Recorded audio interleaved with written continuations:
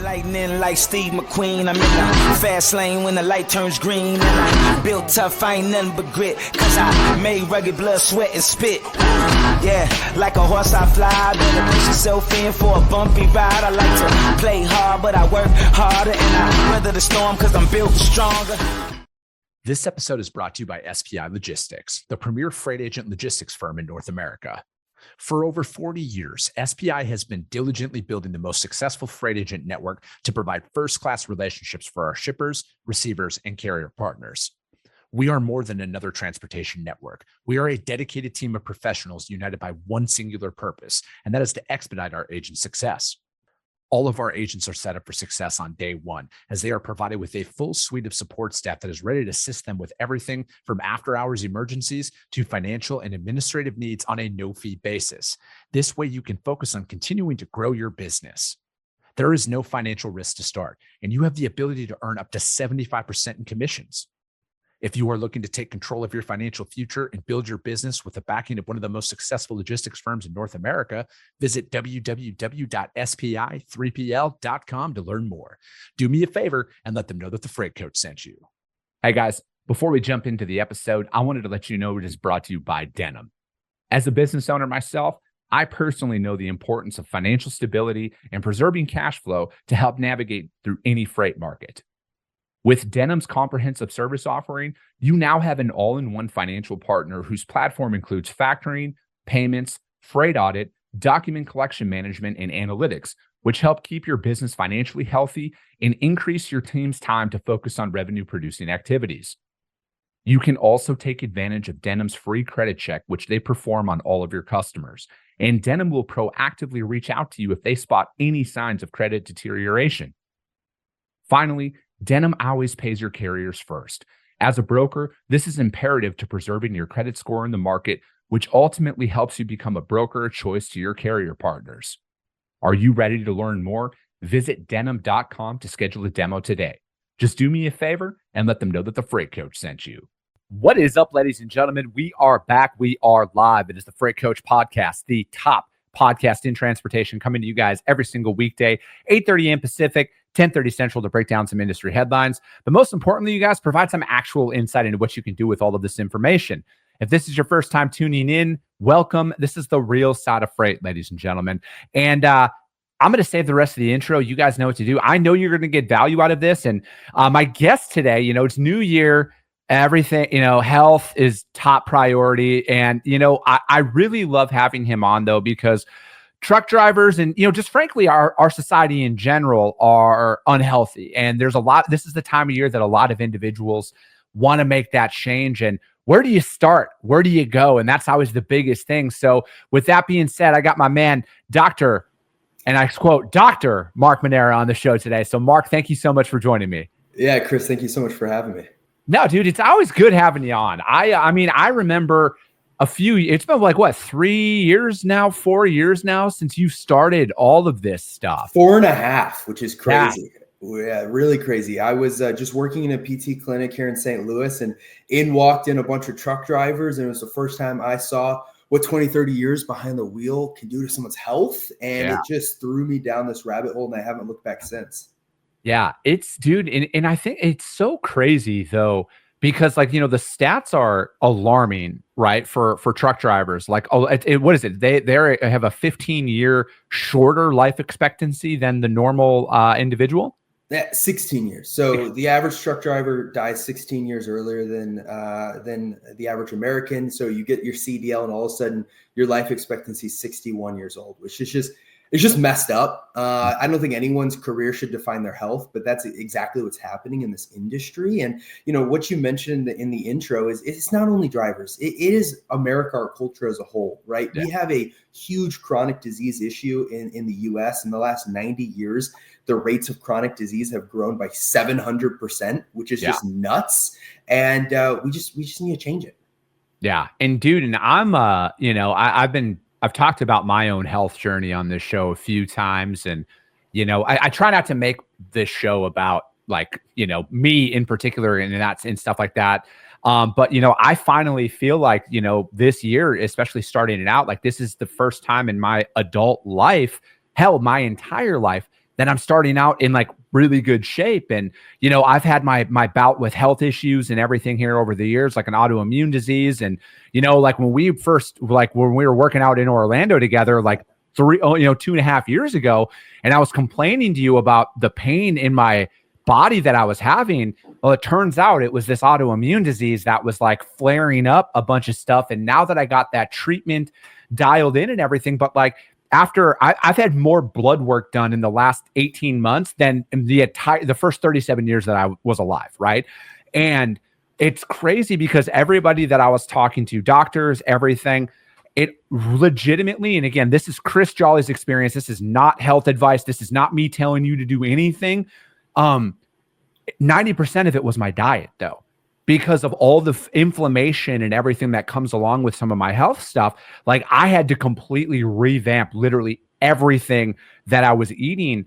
But like, unfortunately, it came at me going through a pretty big health scare to have it be like, that was the thing that clicked. And I always say, like, God blessed me with this autoimmune disease because it got me sober and it got me healthy. And that's what I needed to do. But like, it shouldn't, I'm just here to try and tell people, like, it shouldn't take an event like that to make you realize that like the overwhelming majority of the food that you're eating causes a lot of the health issues that you have with inflammation and body aches and all of that stuff.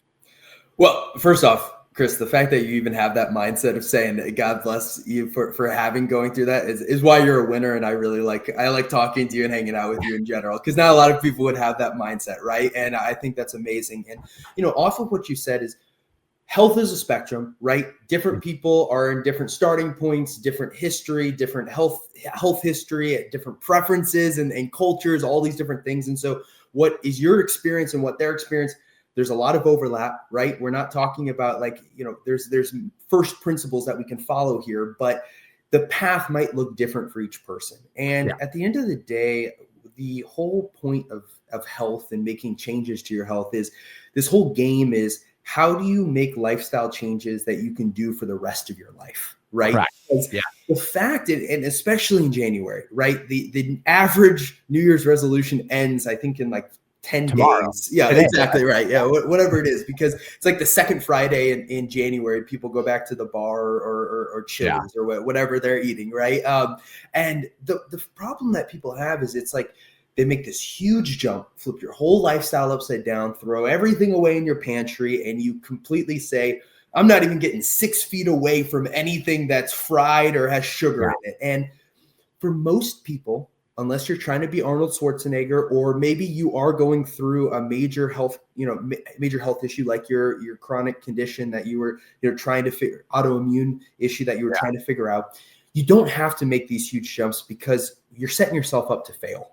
And what I really recommend is let's start smaller than you think, get some wins under our belt, and then not make January this huge flip and then you're back to normal in February. Let's make January step one. Then let's stack some other things on it in February, then stack some other things on it in March. And that the way, I think the way that people should be thinking about it is, if you come out of 2025 with 4, 5, 6 lifestyle habit changes that you do for the rest of your life, and then you do that every single year, you are like a rock star in 10 years, and your whole life's changed.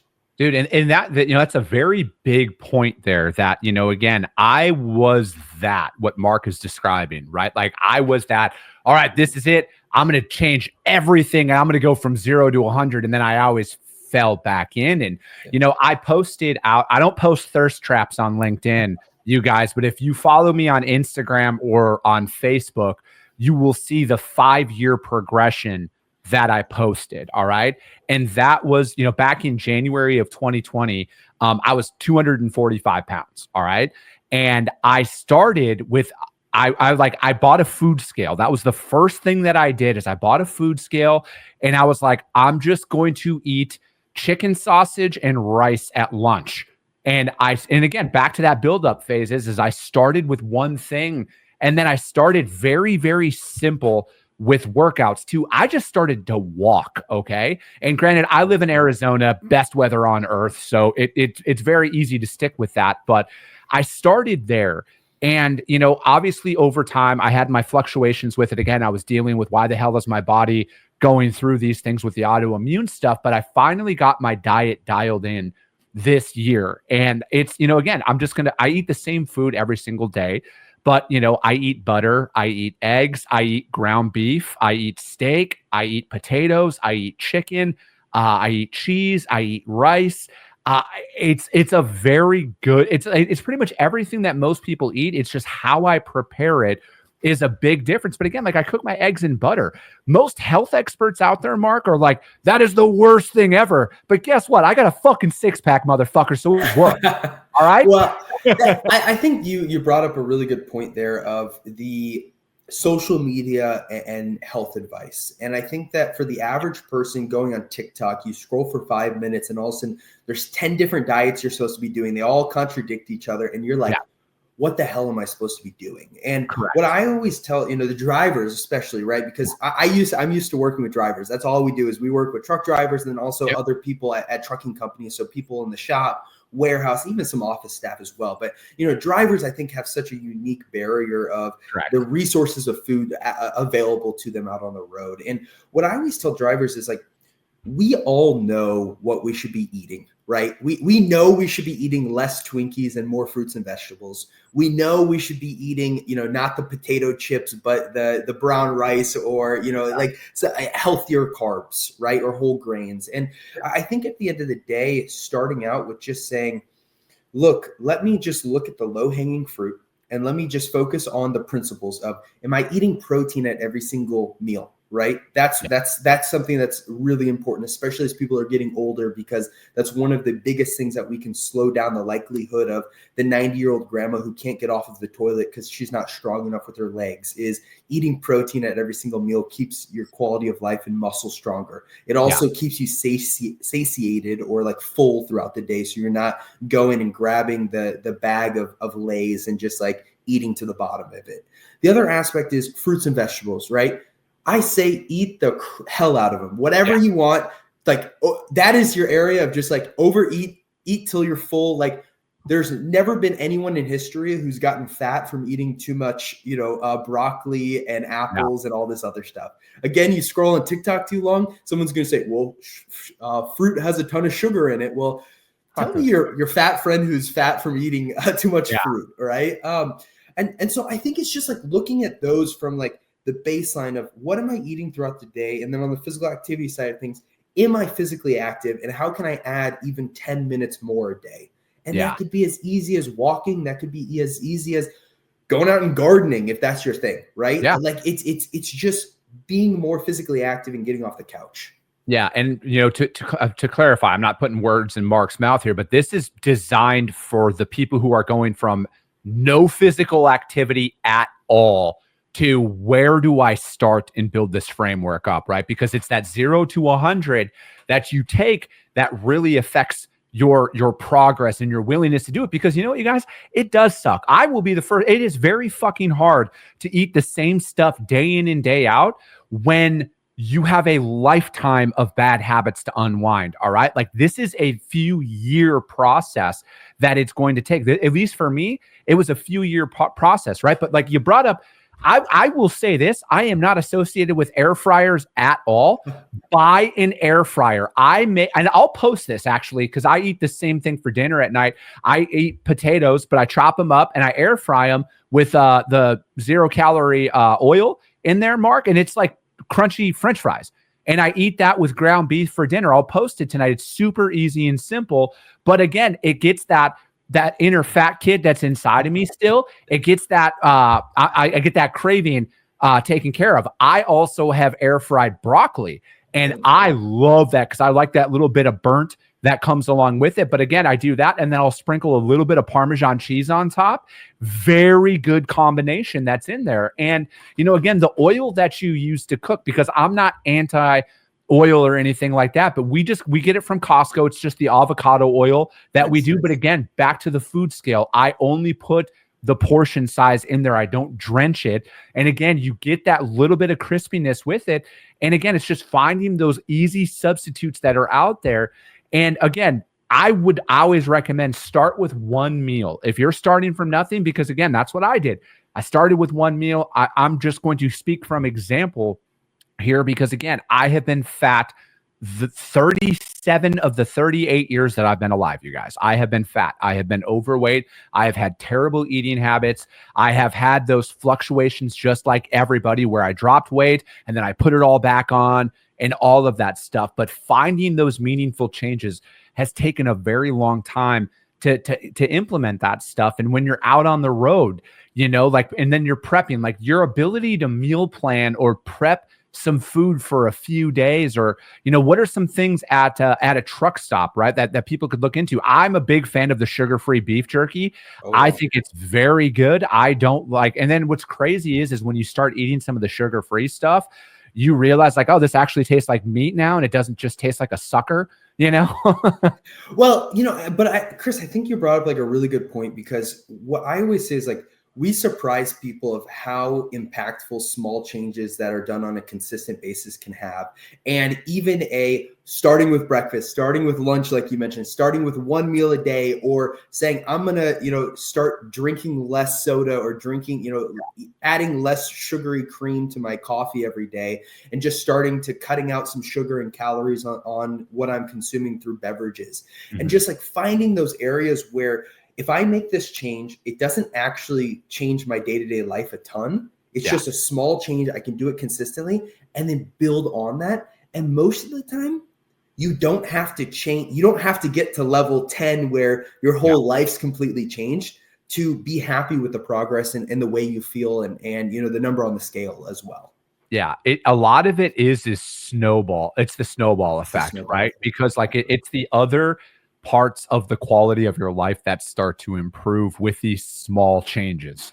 And, like my sleep, for example, like this is some of the best sleep that I've gotten in my entire life. And it's, it's the added benefits of it. But, talking about workouts, right? Because if I'm sitting there thinking I'm out on the road, there's no gyms anywhere, there might be, right? Like, yeah, you might find a Planet Fitness or you might find something out there. But the reality is for the most part, most drivers, there is not a gym where they park for the night, right? And again, this is where like the walking aspect of things comes in. Like for my cardio, I go for a 45-minute walk. If I'm really ambitious, I'll bring some weights with me, right? Like, and it's a 10-pound weight and I will carry it in my hand because with some of my back stuff. And again, this is where I have that relation to drivers. I have a back of a 90-year-old is the best way to describe it with the amount of stuff that I have. So I can't put anything weight bearing on my shoulders, but I can carry it in my hands. And then just doing something like that, I do that every single day. And that, not to sound too hippie, is when I'm out there doing that in the sun, mentally, it does something for me, man. It really does. Yeah, it's like, I don't think anyone's gone on a 10-minute walk and come back after some fresh air and been mad about it, right? Maybe unless a bird pooped on their head or something like that, right? But I think that you hit the nail on the head there. And honestly, a lot of our members and truck drivers out there, and honestly, people in general, their internal dialogue would say, I'm not a gym person. Even if I had a gym in front of me, I wouldn't be someone who goes there. I just don't feel comfortable there, or it just doesn't fit my lifestyle. And I think that's perfectly fine. The cool thing about fitness and health and physical activity is it doesn't require you to have gym equipment. You can go for a walk. Our most popular program for truck drivers are actually right in the back of their cab. They do it right in the comfort of their truck. A lot of the times they're doing it in the hour they're waiting for a customer to get reloaded, or at the truck stop at night. And it is like stretch routines, body weight exercises, different circuit training that they do right, in their 5x5 cab in the back of their truck. But we also have people doing it in their living room as well. And then, if they're in Arizona on a beautiful day in the winter, they get outside if it's safe to be outside, and they, are doing stuff around their truck. And a lot of the stuff we do is body weight or resistance bands, because for truck drivers, the resistance bands super, you can do so many different things, and it's lightweight. And, if you slam on the brake, a 20-pound dumbbell all of a sudden starts flying towards your dashboard. Resistance band doesn't do that. So it's a little bit easier for them. But yeah, I think people overcomplicate the physical activity side of things a little bit, and doing something that's just 45-minute walk, You can talk on the phone. Yeah. You can listen to some music, listen to a podcast, get outside, breathe some fresh air. And like mentally, from the stress perspective, it's going to do some amazing things as well. Yeah. And I think that, like the information that you're consuming out there as well. Like, dude, that's when I do all my podcasts and audiobooks and all of that stuff is when I'm out there doing my outdoor cardio at night. And, I was the same person that, like, you brought up the, not wanting to go to the gym and stuff like that, because like, dude, like that was me, man. I was embarrassed. I was embarrassed about how big I was, how out of shape I was, and all of that stuff. But like, ultimately, I have found more times than not, the people who aren't filming themselves, sorry, I'll stop with the tripod jokes, but the majority of the people that are at a gym have a similar story to you. Correct. They really, really do overall. And the encouragement might not be the rah-rah. You might want to be reclusive and back by yourself, and I get that, right? Like I get that. Like it was very, very uncomfortable for me to post a shirtless pic of myself online, because I don't do that at all. And just like with everybody, I've had my fair share of body image issues throughout the majority of my life. But, again, I have found more success in keeping it very simple and basic, right? Like I'm not in there trying to be Chris Bumstead, Mr. Olympia. I'm not trying to do any of that stuff, but I want to get I wanted to get myself into a position where I was like, 10% body fat, all of that stuff. That was my health goals. That doesn't necessarily need to be your health goals. But the more and more I got into things, Mark, the more I realized, like, man, I just got to keep it as simple as possible. And I didn't want to work with a personal trainer this go around. I didn't want to have a dietitian. I wanted to figure it out on my own, so I know what works for me, because every individual, it is a big trial and error phase for a lot of people. But the one thing that is constant across the board is you will not suffer if you just start moving. And I look at it as, again, I look at, the human evolution, for example, Mark. Gyms in their current thing are like, what, 50 years old, 60 years old overall? Like, I'm sure you could argue about how old they are, but for the most part, what did people do for all of time? They walked and they carried a fucking rock or something like that, right? Like, so again, I'm trying to like not to went and hunted buffalo. They hunted their dinner. Yeah. They kept it simple, right? Like they weren't walking around doing calisthenics and fucking kettlebell swings out in the middle of the none of that shit. They were walking around and they were keeping it very basic. Yeah. Well, and I think it's so funny because I go Trey Griggs, which I know you're friends with Trey as well. Yeah. Him and I every Thursday morning go for a hike/walk. It depends on where, how cold it is. And yesterday morning we were actually talking, in the concept of keeping it simple came up. And I honestly think if you're talking about health, if you're talking about business, if you're talking about life in general, I feel like in our society today, and with culture as a whole, social media as a whole, and like all these different advices, like the problem most people have is they try to overcomplicate things, and then they put way too many variables into it, and then it works for about a week and then they fall off and they just go back to it. So I think the concept of what you just brought there is like, keep it stupid simple. Focus on one thing at a time, and like, let's simplify this whole process as much as possible. And then, earn the right to make it more complex. And I think that's the way to think about it. No, I'm right there with you. Right. And I just feel like for the most part is, maybe you can only walk for 20 minutes or 15 minutes. Again, I'm not your doctor. Consult with your physician. I don't know everybody's individual physical activity levels and capabilities. But again, you walking for 15 minutes once a day, every day, over an extended period of time, vastly better for you than the alternative, right? Again, I'm not a doctor, but it's all about those meaningful changes. And then you do that 15 minutes, for example, right? And then a couple of weeks later, maybe you up it to 20. And then before you know it, you're up to 45 minutes. Like, this is a buildup, right? And I think that, again, because when you go out there and you're not doing anything, it's going to be painful in the sense of like, your muscles are going to be like, what the fuck are you doing here? Right. And again, like, if you do that build up into it, I feel like your long-term likelihood of being success and finding meaningful habits that work for you are going to exponentially increase.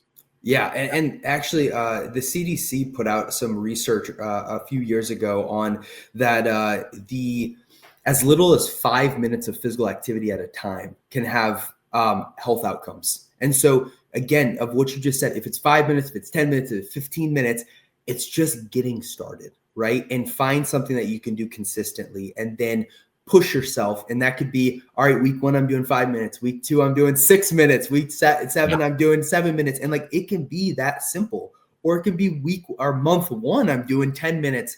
In February, I'm going to jump up to 15 minutes and build it up, and think about this long-term versus thinking about like, I'm doing this 30-day challenge. I have to hit my goal in 30 days or I'm a failure, right? Because, again, this whole thing is, how do we fit it into your lifestyle to do it for the rest of your life? And those are the people that are going to win. What is your opinion on when you're starting out that you step on the scale one time to see where you are, but then you don't step on the scale for a while and you like take progress pics? Because like one thing I found myself with, Mark, is the scale never dropped. Like it would, and that's one thing that I get really pissed about is I'm like, but I'm doing all the shit. Why did it spike? Right. So it's like, from a mental standpoint, what do you recommend people do? Do they weigh themselves every day? Do you explain to them like, hey, maybe you're going to start out at 250 pounds, but there's going to be a spike when you start making a little bit of changes because your body reacts a little bit differently, because like that's what happens with me every single time I dial into a deficit, my weight spikes 3 to 5 pounds every single time. And after I did some research on it, I was like, oh, your body is, going into like starvation and preservation mode because you're not eating as much as you normally did. So what's your advice on that beginning phase? So a few things. So number one being, you know that chart of like where you see people like growing over like, and it's like zoomed out, and then when you zoom in, it's actually like boop boop boop boop boop boop boop boop, and it's like going up, down, up, down, up, down. That's the exact same how it's going to be, right? And so if you have to realize your personality, and some people, it is like really beneficial to be on a consistent saying of like, every day I'm going to go check my weight, and I'm going to have emotion with it. I'm going to excel it. It's human nature, but I'm not going to give up because the weight went up 0.5 pounds or went up a couple of pounds or went down or didn't move at all. But it's actually really interesting because there's actually some research on behavior change, specifically around weight loss, where actually the people who weighed themselves every single day were more likely to stick with it and have success because every single day they're checking in on their health. So I think that you can win both ways. This is not overbullet saying you have to do this way, do it that way. But what I also would say around it is the number on the scale is just one metric, right? There's so many other metrics, and it's honestly, I think there's an argument to say that the weight or the number on the scale is not the number one metric of are you healthy or are you not healthy. I think that there's a whole bunch of stuff talking about blood work, talking about your mental health and how you feel, talking about your energy levels, talking about even like waist circumference versus muscle mass, right? Because if you're gaining weight but you're losing body fat, like you could be, the number on the scale could actually grow, but your waist is getting thinner. So I think there's so many different variables to think about, and I wouldn't just put all of your mental energy of, if I am successful, if this number on the scale goes down, or if it doesn't go down or goes up, screw it. I don't care. I'm a failure. I'm one of those where I would recommend weighing yourself every single day, because you did bring up a very valid point, at least for myself, the accountability factor. Like if I have that moment of weakness where I'm going to go to grab something, I'm like, no, this is just Chris Jolly's self-talk. I'm like, no, you fat fuck, you are not going to eat that. Otherwise your scale is going to be a disaster tomorrow morning. All right. And that's why I weigh myself every single day, because it's another accountability piece for myself that I would add in there. But dude, so as we're kind of wrapping up, we're going to go a few minutes over, because I want to, like what is it that, if I'm out there on the road right now, or I'm going to grocery store or whatever, I'm going to make a change. What is something of eat this, not that, to implement day one? And this is coming from, I'm not a salad guy, so don't tell me to eat a salad. Give me something that's actually going to make me full. Cool. Step one, let's cut out all of the soda and sugary beverages and go with, honestly, not the Pepsi, the Diet Pepsi or Pepsi Zero, or go with a water, or go with water with a Mio favorite flavor infuser, or go with the non-sweet tea, whatever it is. You can use like Splenda and other like sugar-free sweeteners, but cutting out the calories and how much sugar you're consuming through beverages is like honestly one of the best step ones. What about sugar-free energy drinks?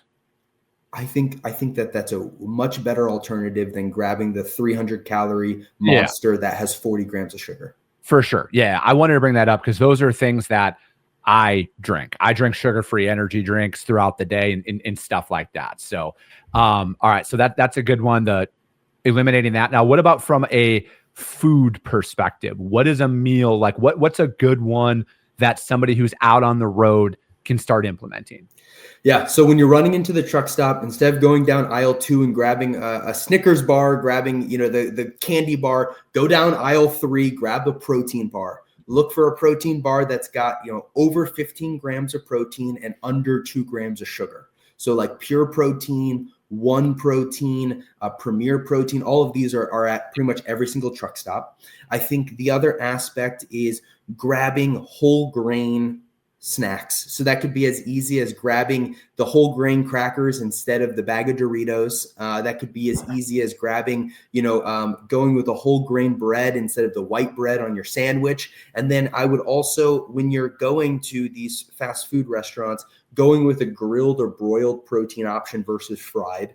Mm-hmm. Getting all of the sauces on the side. That's if you're getting a salad, getting the dressing on the side. If that's getting, you're getting a sandwich or a burger, adding the mayo yourself versus having them add the mayo. You can save literally hundreds of calories from just having some portion control on that end. And then the other aspect is anywhere you're at, grabbing as much fruits and vegetables. You can find them at the truck stop. You can find them at fast food restaurants of getting extra lettuce, tomato, onion, all of that stuff loaded on there, and you fill yourself up with those. So I'm not associated with Quest protein bars, but Quest proteins are awesome. I personally eat them every single day. I just ate a cookies and cream one before we got on the show, 20 grams of protein, but they have like 4 or 5 different flavors. They got s'mores is a good one, chocolate chip cookie dough, cookies and cream, double chocolate chunk. And there's another one as well. But another snack that I found, so again, you guys, I can't have any sugar inside of my diet due to some of my stuff. I found actually when I was traveling at the airport like 4 months ago, I found a snack. It's called Love Corn. It's corn nuts, but a healthy version of corn nuts. And they have nacho cheese flavor, barbecue flavor, sea salt. And then they have if you're a sick individual like me and you like vinegar, sea salt and vinegar, like they have that flavor too. They're really, really good. And from a caloric intake standpoint, it's not the biggest protein one, but again, I want to give you guys some stuff because like I'm a normal human being too. I like to eat snacks and everything. So I found a couple of those out there. I'm not associated with Love Corn either, but again, I would recommend those if, and it's a good snack to have along with it. It's the crunchy, it's got all of that. It gives you that mental, like I'm eating something that's really bad for you, but it's actually not as bad for you. Yeah. And the other things, like you mentioned beef jerky earlier, I think Greek yogurt's a great thing that you can find at truck stops and convenience stores. And then, the other aspect is I'm a freaking human as well. You don't eat perfectly. My wife and I eat ice cream and cookies all the time. And that's just like, I have a balanced life, but it's portion control, right? So if you're grabbing the bag of Doritos, grab the fun size, the small size, not the family size. Don't put it in the passenger seat where you're just mindlessly eating and then all of a sudden your hand hits the bottom of the bag and you've got like Dorito dust on your fingers and you're like, I guess I got to suck them off now. It's like, oh God, I shouldn't have said that. Regardless, my bad. We're talking about Doritos here, guys. Doritos. Oh man. Well, I think that's a good spot to end the show right there. But no, Mark, A, you're a great human, and and having you on the show, I really enjoy it. But B, you talk in practical steps. You're not talking in anything other than, hey guys, small meaningful changes compounded over time increase the likelihood of you actually sticking with it. And as somebody who's walked that walk, I would highly recommend all of that. Those small meaningful changes. Again, go talk to your doctor. I'm not a health, anything. Go seek that first. But those small meaningful changes over time will compound. I completely agree. Yeah. Thank you so much, Chris, for having me on. And, until next time. Yeah, absolutely. And Sonny, we will, man. We'll have Mark back on the show for sure. But that's going to be it for today, you guys. We got guests coming on, I think, almost every day next week, you guys. We're going to continue to bring this out there, to bring these individual episodes about what you guys can apply to your life out there. And as always, if you guys got value in what you heard, subscribe to the show, you guys. If you guys really ambitious, rank the show on iTunes and Spotify. That really helps out into the algorithm and get it out there, because if you saw value, your network's going to see value as well. I appreciate you guys. I love you guys, and we'll be talking to you soon.